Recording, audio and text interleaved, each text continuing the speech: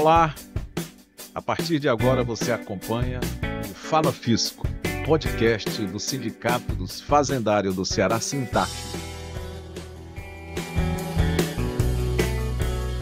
E o Sintaf é o sindicato que congrega, que une os servidores da Secretaria da Fazenda do Ceará. A proposta do Fala Fisco é trazer à discussão temas ligados ao universo do fisco, como os impactos da reforma tributária, a situação fiscal do Estado e dos municípios e como essas questões todas impactam na nossa vida. Tudo isso de uma forma mais simplificada, para que você que está aí nos assistindo possa entender melhor como se dá essa dinâmica. O Fala Fisco traz também temas gerais como educação, cultura, meio ambiente, cidadania e muitos outros temas. Convidamos você a permanecer com a gente, a seguir o canal do Sintaf Ceará no YouTube e a compartilhar esse conteúdo. E o tema de hoje é dívida pública. A dívida pública do Ceará é motivo de preocupação? O tema vem tomando espaço no debate e faz algum tempo. Para falar do assunto, nosso convidado é o Carlos Eduardo Marinho, doutor em Economia pela Universidade Federal do Ceará e pesquisador do Observatório de Finanças Públicas do Ceará, o OFFICE, que é um centro de estudos e pesquisas da Fundação Sintaf. Carlos Eduardo Marinho, que também foi diretor de organização do Sintaf. Recentemente, o Eduardo foi nomeado secretário de Finanças, Planejamento e Orçamento de Caucaia, município da região metropolitana de Fortaleza. Carlos Eduardo, bem-vindo ao nosso podcast Fala Fisco. Boa tarde, Tarcísio. Boa tarde, Nilson. Prazer estar aqui com vocês. E também conosco o diretor de Comunicação, Cidadania e Cultura do Sindicato dos Fazendários do Ceará, Nilson Fernandes. Bem-vindo, Nilson. Obrigado, Tarcísio. Obrigado, Carlos, pela presença importante para discutir um tema que é fundamental hoje, que tomou espaço na imprensa cearense, mas que por isso, e também por isso, merece ser bem esclarecido. E vamos começar do início. No final de janeiro, agora, o Observatório de Finanças Públicas do Ceará, o OFFICE, lançou oficialmente mais uma revista Panorama Fiscal. Um dos estudos de autoria do Carlos Eduardo e do pesquisador Gerson Ribeiro tratou do panorama da dívida pública do Estado do Ceará no período de 2015 a 2014. Antes da gente passar a palavra ao Carlos Eduardo para falar desse panorama da dívida, a gente vai saber do Nilson qual é o objetivo do OFFICE, o nosso observatório. Perfeito. Alguns anos atrás, em 2007, alguns colegas da Fazenda se reuniram porque nós percebemos que existia um manancial de cultura, de conhecimento dentro da Fazenda que poderia servir melhor à população cearense. Sendo assim, nós descobrimos que tínhamos muitos doutores, como é o caso do Carlos Eduardo, e muitos mestres na Fazenda, e que além do trabalho de fazendário, nós poderíamos fazer e levar para a sociedade cearense algo mais voltado para a educação, para a cultura, para a pesquisa. E daí surgiu a ideia da Fundação Sintaf, cujo mantenedor inicial foi o nosso sindicato, né? E a partir de então foram desenvolvidos uma série de trabalhos. Eu digo até que o mais interessante deles foi quando nós, ali do lado do Poço da Draga, começamos a ter uma série de problemas, de pequenos furtos, uma série de dificuldades, e alguém que era de fora, disse, então vamos fazer um muro. E o Sintaf, através da sua fundação, ao invés de fazer um muro, foi fazer um trabalho social. Entrou na comunidade, fez uma série de trabalhos, de cursos, de capacitação, e criou uma relação de proximidade com a comunidade, e aqueles problemas pequenos desapareceram, porque, na verdade, as pessoas precisam sempre de oportunidade. E o OFFICE é um avançar dessa visão da nossa Fundação Sintaf.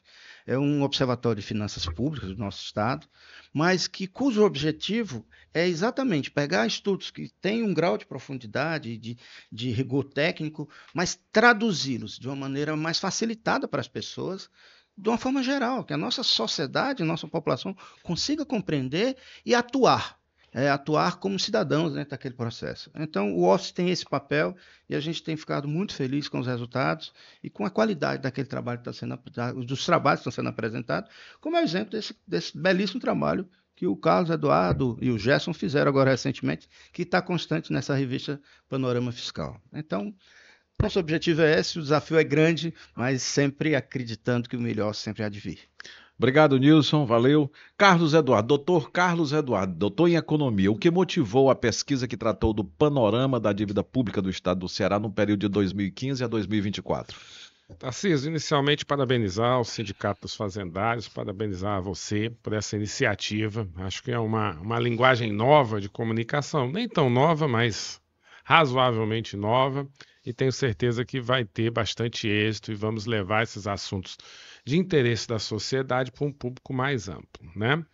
Mas voltando ao que você perguntou, o que ocorreu durante o ano de 2024? Foi o Estado do Ceará, ele necessitou solicitar autorizações para firmar empréstimos com algumas instituições financeiras, algumas de fomento e acredito em algumas instituições financeiras também. De sorte que o nosso ordenamento jurídico, ou seja, a nossa legislação, ela exige que para cada empréstimo que o chefe do Poder Executivo queira fazer, ele solicite autorização, no caso de um prefeito, à Câmara Municipal e no caso do governador, à Assembleia Legislativa. Isso é muito, muito razoável, não é uma exigência desmedida de nossa legislação. E quando você faz financiamentos, esses financiamentos são de longo prazo. Então, ele vai perpassar não só o mandato do que está solicitando a operação de crédito, o empréstimo, como dos governantes futuros.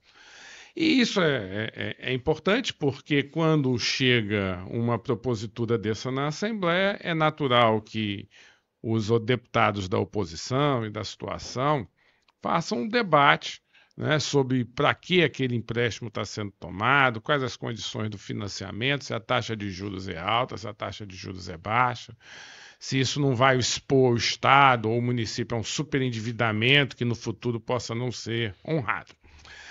Feito essa descrição da necessidade de se mandar e de se debater o assunto, eu volto ao que ocorreu em 2024.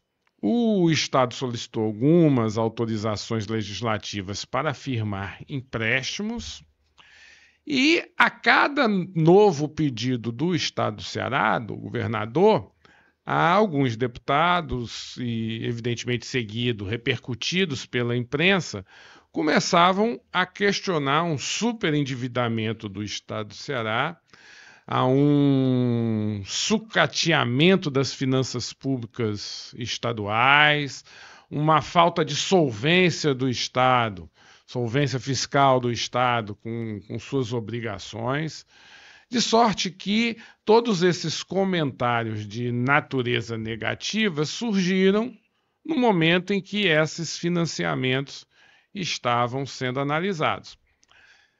Só que essa argumentação ela era baseada em fatos que não encontravam amparo na realidade, né? Naquela ocasião, isso foi por volta de abril, primeiro semestre de 2024, era justamente o contrário. O Estado do Ceará atingia o seu menor nível de endividamento nos últimos 10 anos. Então, como é que o Estado, que relativamente em relação ao seu passado, está diminuindo sua dívida sob qualquer ótica? Né? Se a gente fizer esses cálculos, corrigindo a dívida, né? Corrigindo pela inflação, se você fizer esse cálculo relativizando pela receita corrente líquida, né? Ou seja, pelo faturamento, né? Vamos traduzir numa linguagem mais simples. Faturamento do Estado. Receita corrente líquida significa, então? Significa quanto o Estado tem à sua disposição no dia a dia, para as despesas do dia a dia. E o Ceará estava bem, né? Então, estava bem. Em relação à dívida, sim. Em relação à dívida, nós poderíamos até, e não é o caso, acusar o Estado de não estar fazendo captações, porque o nível da dívida era muito baixo naquele momento, era justamente o contrário. A crítica poderia ser estabelecida com a redução da dívida em uma quantidade significativa. Em suma, eu poderia dizer que em 2024, a condição sobre a dívida do Estado do Ceará era melhor do que 2015? Era melhor que 2015, melhor que 2016, melhor que 2017, 18, 19, 20 e 23. Essa era a realidade. Era o menor nível de endividamento. E outra confusão que se faz, né, inclusive recentemente, né, o que o Estado pretende fazer? O Estado ele gerencia a sua dívida pública, né? Não é uma coisa passiva. Não é uma coisa passiva. Ele avalia periodicamente se está pagando muitos juros, se está pagando muitos incrementos, muitos acréscimos em sua dívida, se uma coisa chamada serviço da dívida está muito alto. Por que ele faz isso? Porque essas dívidas elas são de longo prazo. É claro, né, admitindo que as pessoas que decidem, que levem ao governador a decisão de tomar ou não aquela operação de crédito, aquele empréstimo, elas avaliam naquele momento histórico se a operação de crédito é razoável, se as taxas de juros são razoáveis. Só que nós estamos falando de operações de 10, 15, 20 e algumas até de 30 anos. Então, a decisão que foi tomada há 5 anos, ela tem que ser revista hoje. Para saber se aquela operação de crédito, ainda hoje, se aquele financiamento, ele é um financiamento que é interessante você mantê-lo. Ou se é interessante trocar esse financiamento por outro. E o que o Estado quer fazer? Ele quer fazer uma grande operação de reestruturação da dívida. O que é reestruturação da dívida? Trocar a dívida.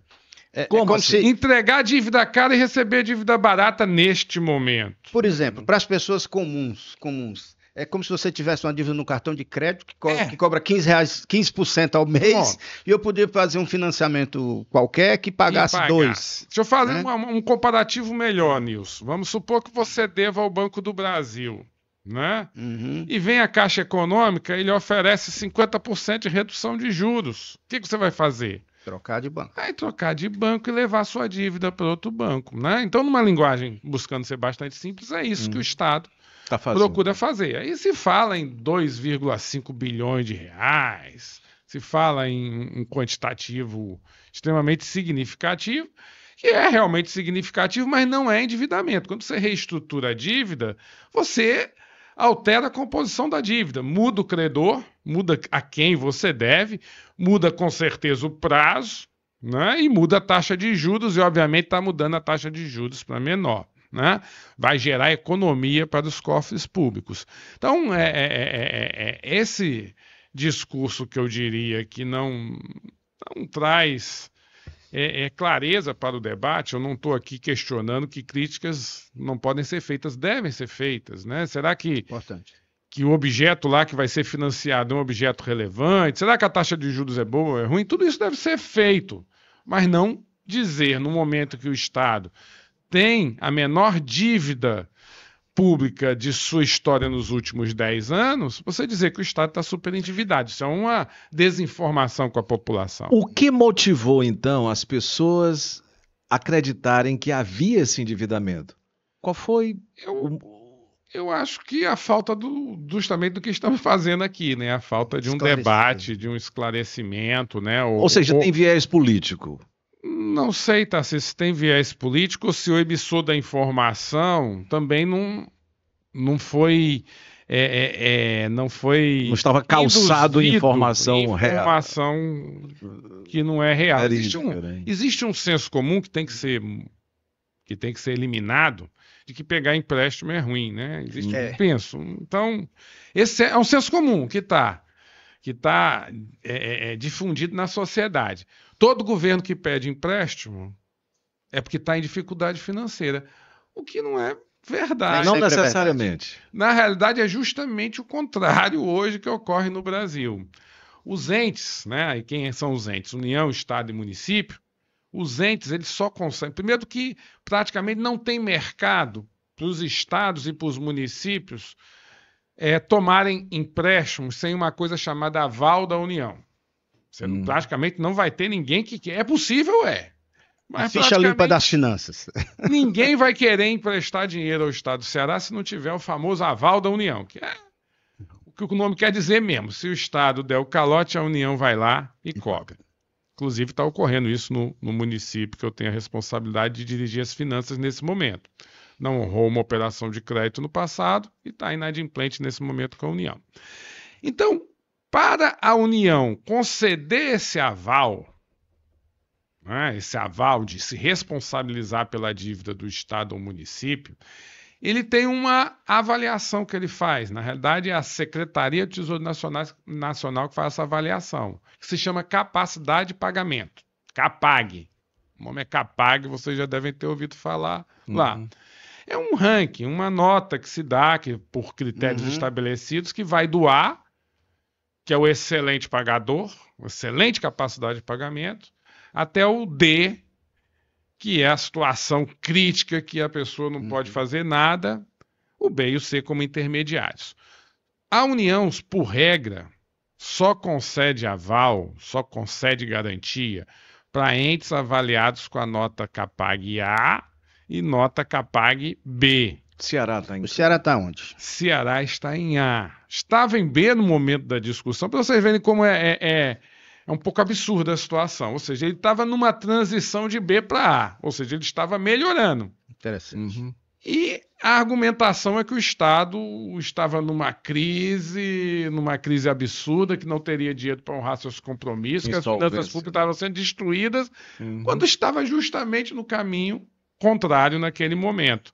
E acho que foi em outubro do ano passado, outubro ou novembro, a nova rodada de avaliação da Secretaria do Tesouro Nacional elevou a nota do Ceará de B para A. Mesmo depois das autorizações concedidas. Depois de tudo autorizado, né? E algumas efetivadas. Ou seja, não era justamente um debate vazio em que você não construía nada para a sociedade. Mas voltando ao assunto... Mas, Carlos, antes que você toque ali, você falou de um aspecto que tem a ver cultural. Culturalmente, a gente nunca gosta de pedir empréstimo, né? Exatamente. Mas, para um Estado, para um município, para uma nação, é bom dever? É bom dever. Desde que? Todas as nações do mundo devem, né? Todos os entes com mínimo de organização devem. Quem não tem dívida, e você vai ver nós temos um amplo rol de municípios desorganizados no Nordeste brasileiro, para não ficar restrito ao Ceará. A maior parte deles não tem dívida. Quando tem dívida, é de imposto atrasado. Essa é ruim. Essa é péssima. Dívida com a Receita Federal porque você não pagou seu imposto. INSS. Dívida com a Previdência Municipal porque não pagou sua contribuição patronal. Com o INSS também. Essa é dívida de péssima qualidade. Os encargos são altos. Tem multa moratória, tem juros e tudo mais e quando de negativo. A dívida é boa? A dívida é boa, primeiro, quando ela tem encargos subsidiados. Significa o quê? Significa o quê? Significa que ela tem um custo menor que o custo de mercado. Quem é que oferta isso? O BNDES, oferta com crédito subsidiado, e instituições de fomento internacional como o Banco Mundial. Essa reestruturação da dívida é com o Banco Mundial, né? Que exige, em contrapartida não financeira, mas em contrapartida de melhoria da gestão, que o Estado melhore sua gestão em alguns projetos estratégicos que eles discutem com o Estado antes da formalização da operação de crédito. Então, existe dinheiro barato, tanto no mercado internacional como no mercado interno, à disposição dos entes que estão organizados e que possuem capacidade de pagamento. Então, você ter dívida barata é bom. É uma coisa, é uma conta simples, Nilson. É fácil de você... Se você imagine uma empresa privada, que fica mais fácil ainda, né? Se teu negócio está gerando uma lucratividade de 30% ao ano, teu negócio, um negócio que não é financeiro, né? Uma mercearia, e você tem capacidade de aumentar, comprar o prédio vizinho, né? E ampliar sua mercearia para aumentar seu estoque, sua taxa de lucratividade vai continuar 30% ao ano, Se você tiver recurso de 15% ao ano, o que é que você faz? Pega o recurso. Pega o recurso de 15%. Então, para a iniciativa privada, e quem tiver curiosidade, os balanços das sociedades anônimas são todos públicos. Então, todas as empresas têm dívidas, porque fazem essa avaliação o tempo todo. Então, o Estado pode fazer uma estrada com recurso próprio, mas pode encontrar num Banco Mundial, numa agência dessa, um valor, um financiamento que vai ser muito mais barato do que o próprio recurso próprio. Um hospital, qualquer equipamento público pode ter essa característica. A diferença é que é mais difícil de contabilizar. Por quê? Porque o Estado, quando ele coloca uma estrada, né, e não cobra pedágio, né, ele não está gerando receita, ele está gerando bem-estar para a população. Então, você está quantificando dinheiro e bem-estar. Mas mesmo assim, em algumas situações, isso é benéfico. Sim. Ou seja, você quer aquele bem-estar poderia ser traduzido, né, em uma variável numérica, em um número, né? Eu sei que isso é uma... Redução do consumo de combustível para ir àquela cidade. Para ir a uma determinada cidade. Isso você comprovaria que aquela operação de crédito era necessária, ela está trazendo benefícios, desenvolvimento, maiores do que você está remunerando lá o capital com taxa de juros e encargos. Perfeito. Carlos Eduardo, então, se não é verdade que o Estado está quebrado, como disseram ano passado, qual é a nossa situação agora e como é que está o Ceará no ranking do Nordeste do Brasil e quais são as perspectivas em relação... Tarcísio, obrigado por essa pergunta, né? O Ceará bateu recorde de investimento esse ano, né? Como investimento público é importante, voltando a falar para o público em geral, investimento são coisas novas que o Estado coloca à disposição da população. As despesas públicas elas são classificadas em despesas correntes e despesas de capital, e na de capital está o investimento. As despesas correntes é o dia a dia, é o salário do médico, o salário do professor, e os investimentos são as novas estradas, os novos hospitais, as novas escolas. Esses são os investimentos. Quando você aloca uma quantidade de recursos significativa no investimento, você tem efeitos benéficos para a sociedade que são muito importantes. Por quê? São mais alunos estudando, né? São mais veículos numa estrada transitando, facilitando a atividade econômica. É mais saúde. E mais empregos gerados para realizar aquele investimento.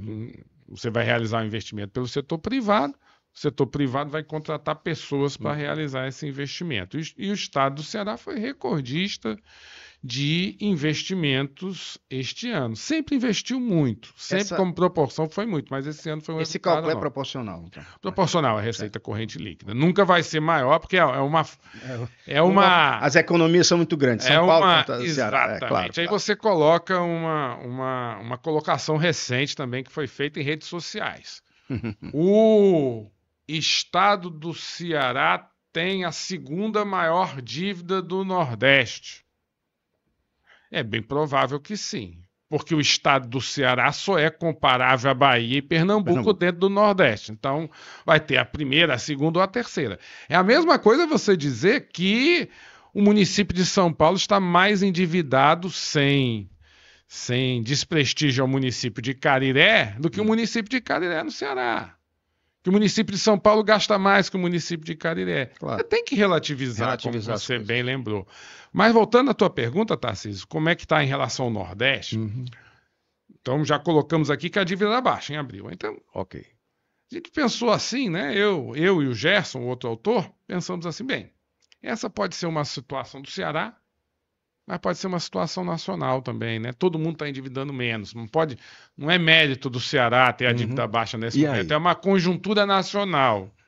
Aí fizemos, na segunda parte do artigo, a verificação disso, verificando se os outros estados do Nordeste, os outros estados brasileiros, se a dívida, na realidade nós pegamos o percentual que representa a dívida do Ceará na dívida do Nordeste e o percentual que representa a dívida do Ceará na dívida brasileira. E aí? São decrescentes também. Também decrescentes. Ou seja, o nível de redução do estado do Ceará, da dívida pública do estado do Ceará, é menor do que a média do Nordeste, menor que a média do Ceará.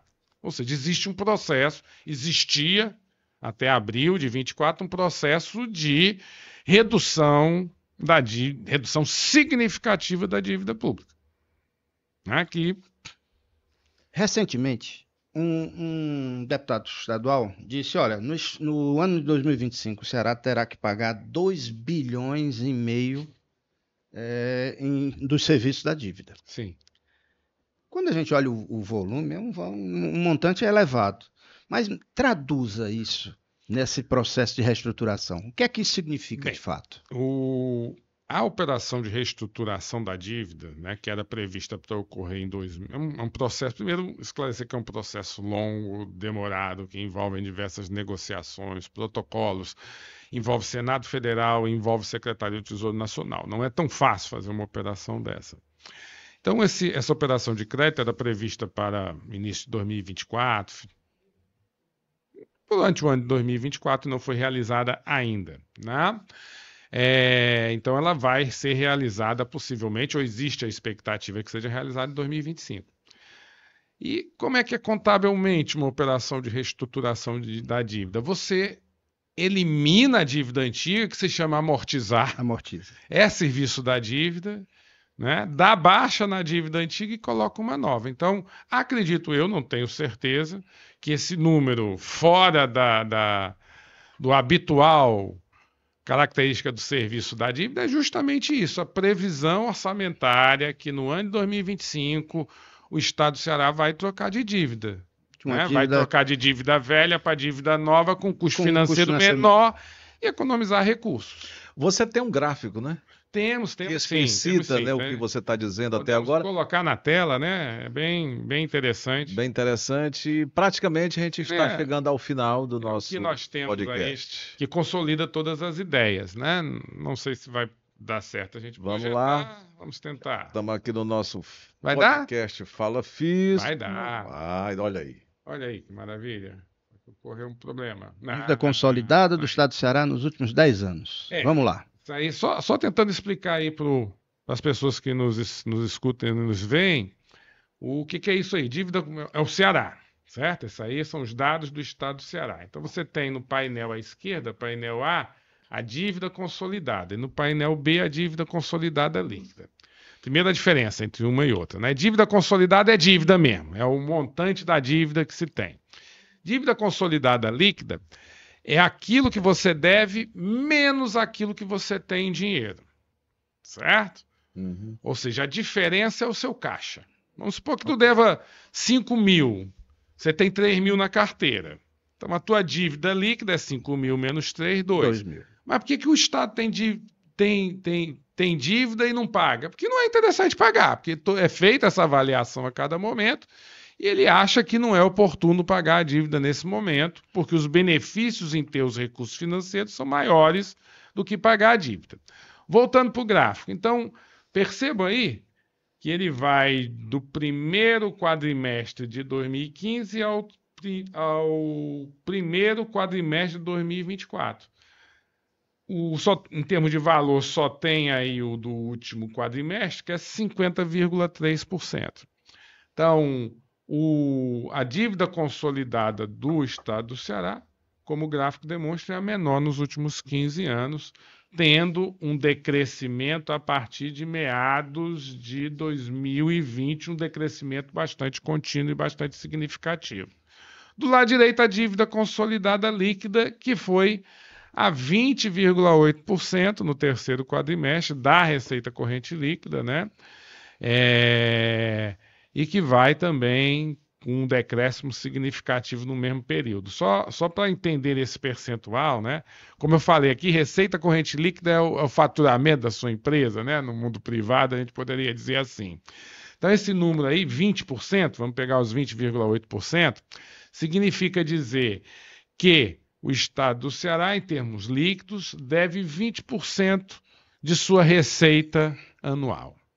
O que é bastante significativo, bastante razoável, né? Administrável, né? E da mesma forma a dívida consolidada. Então, você dizer que o Estado está num processo, em meados de 2024, em processo de deterioração Me atrapalhei com a palavra. Deterioração fiscal, vamos mudar essa palavra. Se está numa posição de crise fiscal nesse momento, não é verdade. Os números comprovam exatamente o contrário. E a gente está terminando aqui o nosso Fala Fisco, podcast do Sindicato dos Fazendários, agradecendo ao Carlos Eduardo Marino, doutor em economia, ele que veio falar hoje do tema A Dívida Pública do Ceará é motivo de preocupação. Carlos Eduardo Marino, você tem 30 segundos para fazer um resumo de tudo que nós ouvimos. Não vou aproveitar esses 30 segundos, que eu acho que não daria para fazer isso, mas só parabenizar novamente aos autores da iniciativa, você, Nilson, você, Tarcísio, parabenizar o sindicato, a entidade. Patrícia? A Patrícia que está filmando aqui por trás das câmeras, aqui tem mais vídeo do que o vídeo oficial, a Patrícia. Então, parabenizar a todos vocês, acho que tem tudo para ser um sucesso, né? Nós, os fazendários do Ceará, eles são as pessoas habilitadas, as mais habilitadas neste momento, para discutir as finanças públicas, tanto de estados como de município. E esse assunto é muito carente de informação, né? Muito carente mesmo de formadores de opinião que possam trazer dados de uma maneira simples, né, para a população, para que ela possa realmente fazer a avaliação dos governos, se os governos estão indo bem, se os governos estão indo mal, sem as fake news, né? A gente passou o programa todo sem dizer fake news, mas informações equivocadas, informações sem profundidade, informações que não contribuem para a discussão, né? Que não contribuem para a discussão mais técnica do assunto. Então, parabéns a todos vocês. Obrigado, Eduardo. Esperamos. Diretor de comunicação, muito obrigado por sua participação. Eu que agradeço também. E a gente espera depois aprofundar ainda mais esse debate para a gente saber, bom, se o Ceará está bem, então, em relação à dívida, a gente pode se endividar e pode fazer novos instrumentos, novos mecanismos para desenvolver esse Estado. Com certeza. É muito necessário. E a você que está nos assistindo, até o nosso próximo episódio do Fala Fisco, podcast do Sindicato dos Fazendários do Ceará. Até lá.